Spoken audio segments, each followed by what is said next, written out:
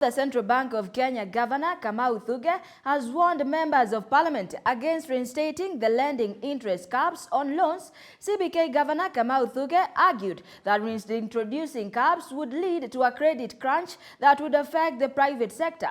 The last time that interest ceilings were imposed by the government on loans was in 2016. Mark Anthony with the full report.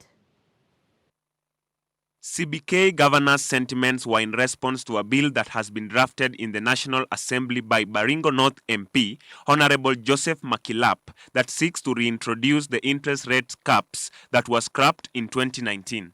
The former President Uhuru Kenyatta declined to assent to a similar bill in 2019, but instead asked Parliament to do away with the interest rates. While appearing during the National Assembly Finance and National Planning Committee, the recently appointed CBK governor told members of the committee that if passed, the move would be a disaster to the economy. He defended the central bank's move in 2016 to impose interest caps, saying that it was only placed because the private sector had been crowded out. But since then, credit to the private sector had increased.